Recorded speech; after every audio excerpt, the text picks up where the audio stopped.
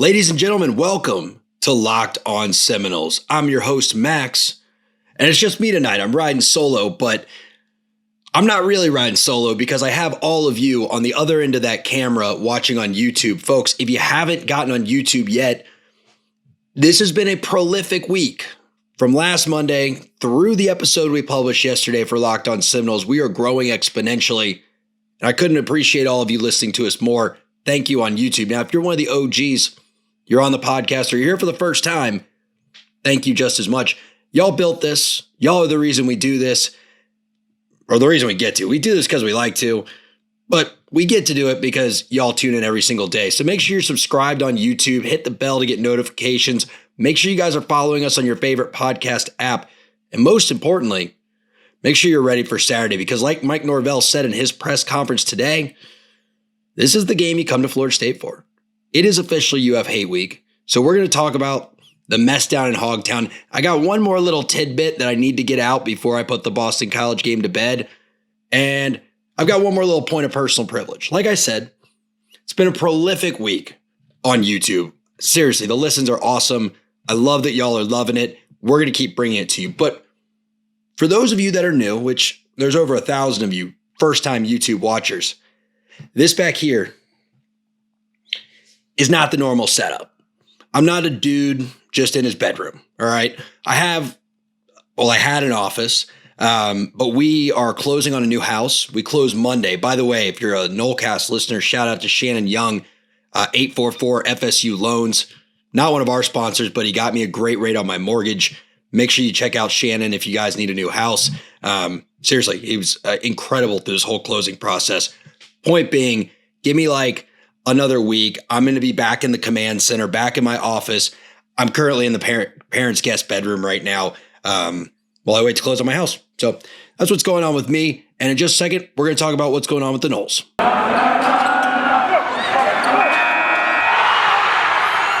You are Locked On Seminoles, your daily podcast on the Florida State Seminoles, part of the Locked On Podcast Network. Your team every day.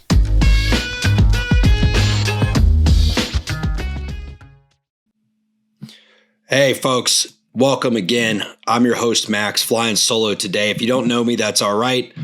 Just a guy, being a dude. We have episodes 5 days a week to give y'all kind of the fan perspective with a little bit of analysis sprinkled in there, helping make you a little smarter about Florida State football each and every day, 5 days a week, Monday through Friday. I mean, really now it's 6. We do a gambling episode Saturday. You get some instant reactions. There's all kinds of flavors of Locked On Seminoles out there, folks. But let's talk about what we came here to talk about. We have done some analysis. And when I say we, I mean the royal we, the Florida State fan base. And I think more specifically, I mean Irish Officiating over at warchant.com. You know, I'm not one of those journalists, right, that's going to try to steal credit for stuff. I'm a smart dude to some degree. But there's only so many hours in the day. Someone else does a great job on something. Hey, I'm going to use it, but I'm going to shout him out. Irish Officiating, warchant.com. He looked into the officiating crew from this weekend. Actually, he may have been retweeting someone named Jeremy Back. So at JBackAttack on Twitter finds out that the crew that officiated our game on Saturday has officiated a game every week, but he wasn't able to find one for 10-16. And they average 5.4 flags thrown per team per game that officiating crew does. Let me give you that number one more time.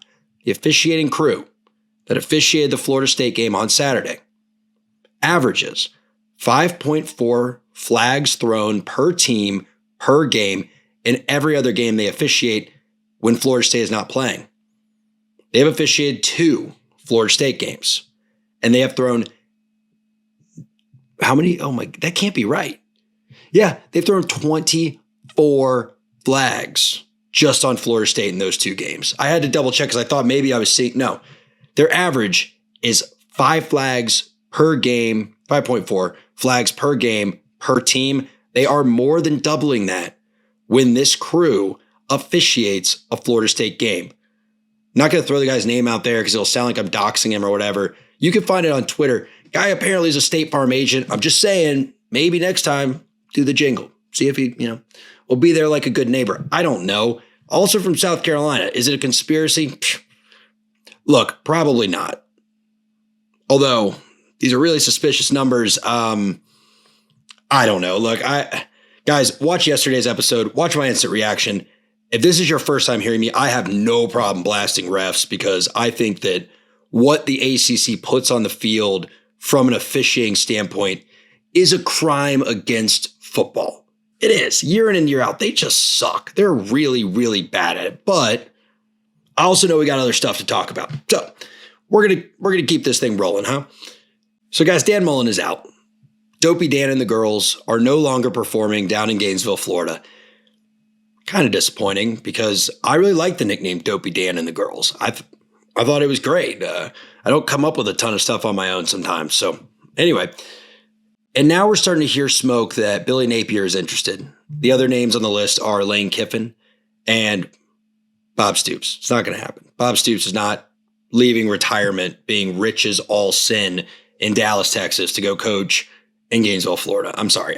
You can't convince me of that. He could be on the sidelines doing it. And I probably still wouldn't believe it's him. I'd think it was some kind of animatronic, AI type deal. Billy Napier makes a lot of sense, though. If you don't know who that is, totally fine. He is currently the coach of the Louisiana Ragin Cajuns. And he's pretty Mike Norvell-esque. I mean, he's more Southern probably than Norvell, but I mean in the sense that, he's kind of worked his way up. He was a wide receivers coach at Bama for, I want to say 3 years, from like maybe 13 to 16, somewhere in there. And then he went to be, I think, the OC at Arizona State. I am not sure if he overlapped with Norvell and Dillingham at all. Probably should have looked into that. Sorry. And then he went to be the Louisiana Ragin Cajun head coach. And before he got there, in the 3 years before he got there, they combined for like 16 wins. Over the past 3 years, they have 31. And their season's not over this year. So that's kind of scary. I worry about Billy Napier. Lane Kiffin, I worry about, but sorry, gotta stay hydrated. When it's just me, I don't get the breaks, right, of the other guys chiming in. So I gotta take a little water break. I worry about a Lane Kiffin because I think he's such a prolific offensive mind. But Lane Kiffin has not proven to me that he can build a program yet. He's proven to be a great coach. But can he get a program firing on all cylinders? Can he get the recruiting to where like guys leave and then he reloads? I need to see that he can make Luke Altmaier make up for the loss of Matt Corral when that happens before I'll be like, oh yeah, Lane Kiffin is this phenomenal coach and I'm scared of Florida getting him. Billy Napier's a damn good program builder. Again, he didn't just have a flash in the pan at Louisiana Lafayette. He's now done it not one, not two, but 3 years in a row through the COVID year, through all that. He's got the Alabama pedigree for multiple seasons under Nick Saban. And yeah, he's just not a guy that I would be excited about going to Florida. So keep an eye on that. We will keep following that story. But I think we need to talk about our team and what we're looking ahead to. Before I do that, though, got to tell you guys about our friends over at NetSuites. NetSuites is a full business solution. If you're not working with the right data, it's like putting with your eyes closed to win a tournament. You just shouldn't do it, guys. Be smarter than that. Come on.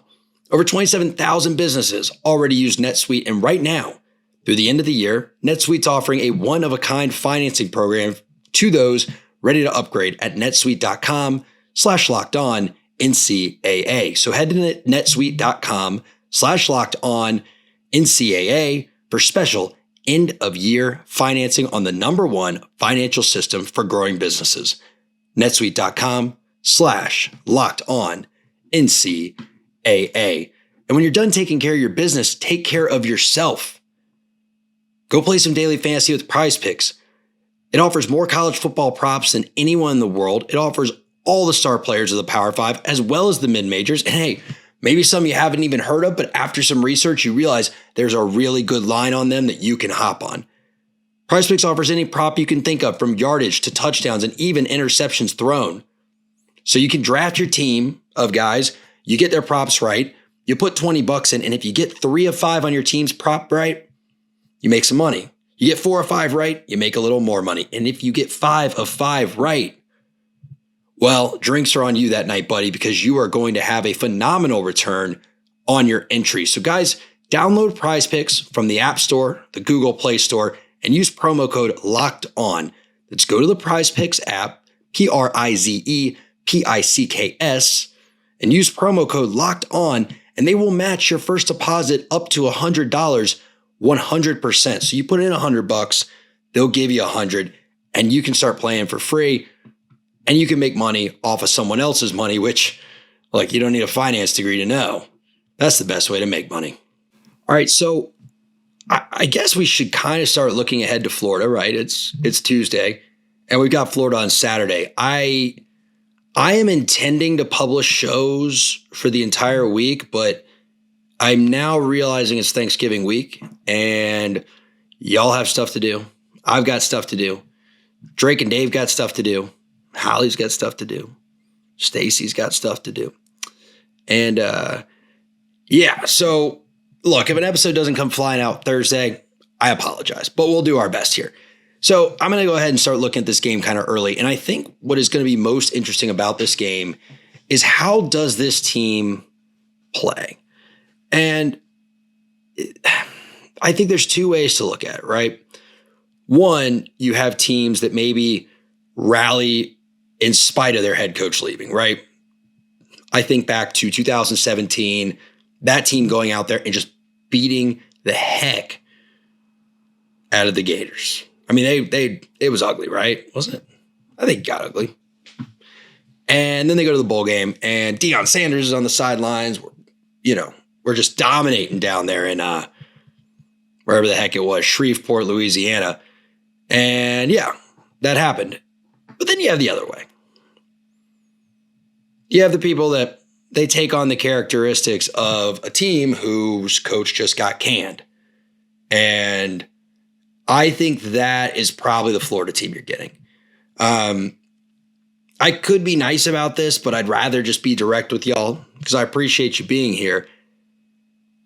I don't think Dan Mullen's a good coach. I think he's good at calling plays and designing an offense, but I don't think in any other aspect of it he's a good coach. I guess he's a good coach, but he's a bad program builder. He doesn't instill a good culture. He's a weirdo. I mean, we've talked about this all year. He's just a strange guy. I mean, he's just freaking weird. It's like there's no other way to explain it. I know I've used the same adjective 6 times, and I apologize, but that's all you need to know. I don't see this team being like, oh man, we gotta win one for the Gipper here, even though the Gipper got fired, and this will get us to a bowl game. I don't think that's what he's built. In fact, I don't think Mullen's built much of anything. I think Dan Mullen basically took someone else's recruiting, right, with Pitts and Trask and a pretty decent couple of defenses, and he used alchemy to turn that lead that the other person, McElwain, didn't really know what to do with into gold. Good play caller. Can design an offense. And when he had Kyle Trask and he had Kyle Pitts, was Pitts one of the highest, if not the highest drafted tight end of all time? He looked pretty darn good. And when he was the one that had to rely on making his own decisions, personnel-wise, it wasn't just handed to him of, hey, no duh, this is who you should start. He completely fell apart down the stretch. So anyway, the point I'm getting is I don't think he built the underlying foundation that you need on a team for them to have some aha moment of, no, now we're going to go beat Florida State.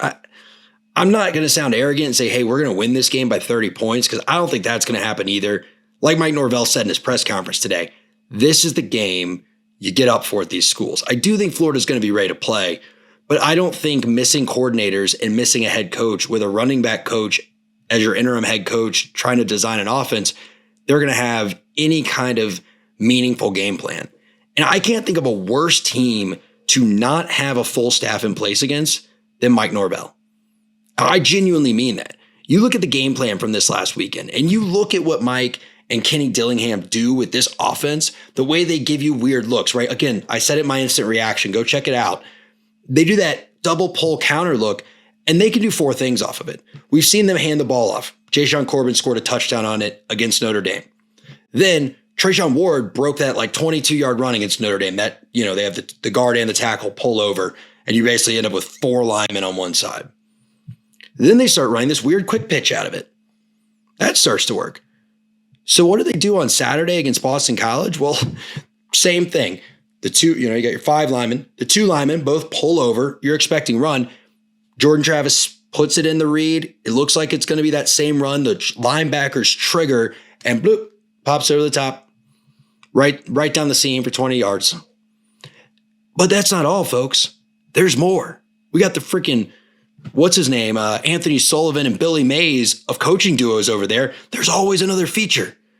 So 3 plays later, they run that same thing, the 2 linemen, left side to right side, and Jordan Travis hands it to Trayshawn Ward, who just takes off on a naked dive or a naked off tackle when the tackle's not even there because the entire defense, it's like it's a curtain in a windstorm. The entire defense is moving right.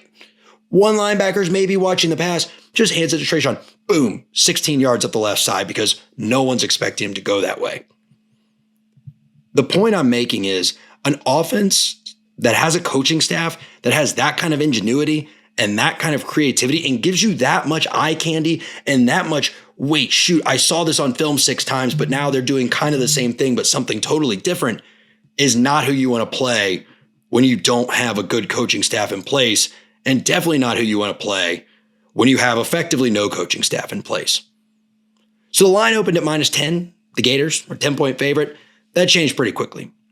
Now it's down to, I think they're a 2-point favorite, which is effectively the home field advantage that Vegas bakes in. So they're basically saying it's a pick 'em. Now, guys, I think, I'm retired from this racket, right? I'm not the big time gambler, but if you are, there's one place you should be placing your bets. And that's at betonline.ag. They've got a wide array of props. I'm sure they'll have some alternate lines. I'm sure they'll have some props and some stuff you can do. And look, I love my family. I'm really excited to spend some time with them.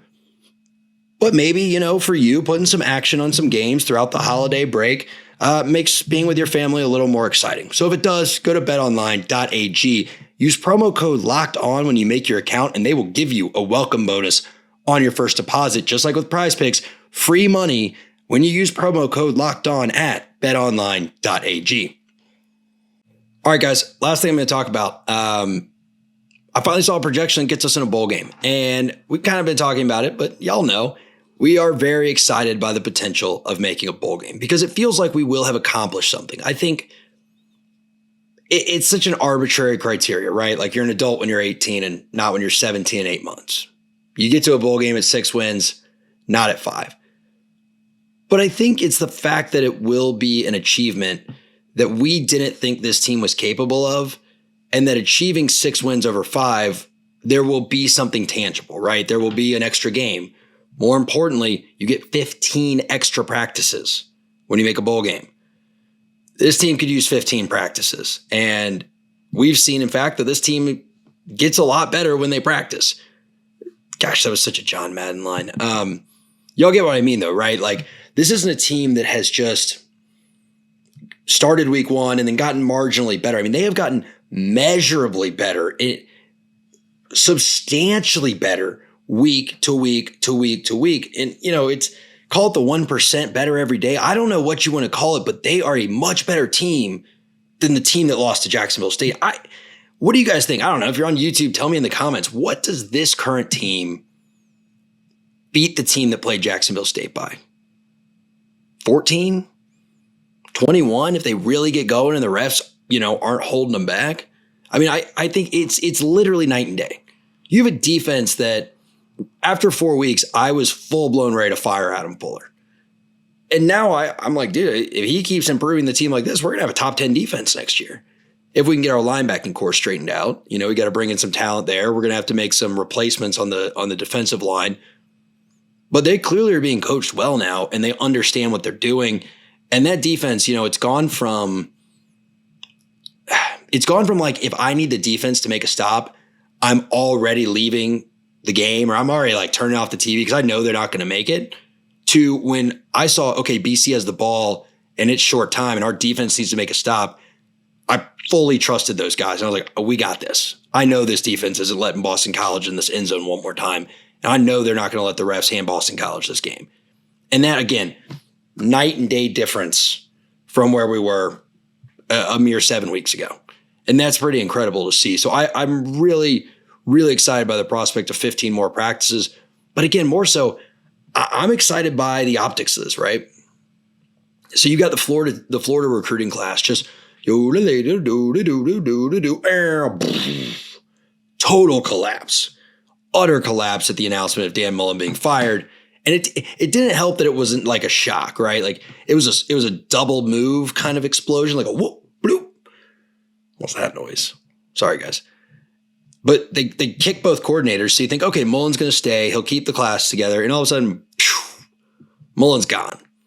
Miami's recruiting class, I don't even know if they are ranked anymore. Like, I don't know if the ranking services bother giving you a ranking if you have like 3 commits. That if they all got together in person, that would be the world's smallest national signing day party.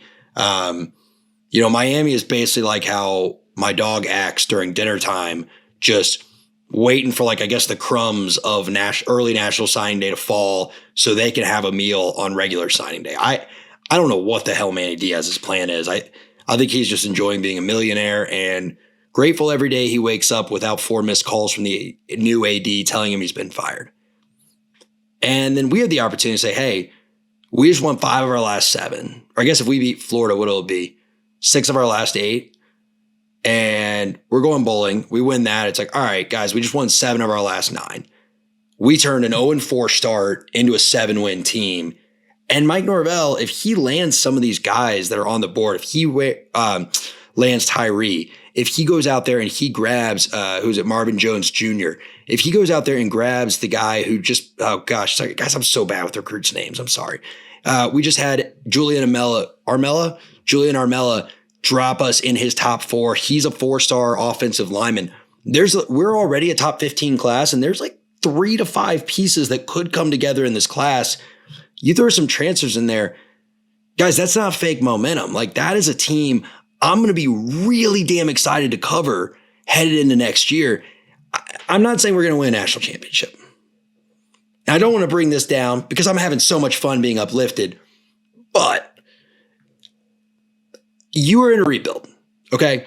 This year, if we beat Florida and we could say, hey, we were state champs, we beat Miami, we beat Florida, and we bring in like a top 12-ish, top 10 class, that's further ahead than you thought you were going to be at the end of this season. Now, you thought you'd be in that 6-7 win range. You thought it would look a little different, but you almost beat Clemson this year too. So we're definitely like further ahead than we thought we'd be. But that doesn't mean next year is going to be, again, a playoff year, a 12, 13 win kind of season. I still think next year you keep your expectations around 7 or 8 wins. But if you can do that, right? If you can be 2-0 against your rivals this year, and then next year, ideally go 2-0 against them, but let's say go 2-1 against Miami, Florida, and Clemson. And you're starting to look like, okay, you're going to challenge for the ACC Atlantic. Bring in another good class. The class of 22, now we're talking about going into 24. The class of 22, what's next year, 22? We're talking about going into 23. I apologize. So going into 2023, you now have the rising sophomores are from a really good class. The true freshmen are from a really good class.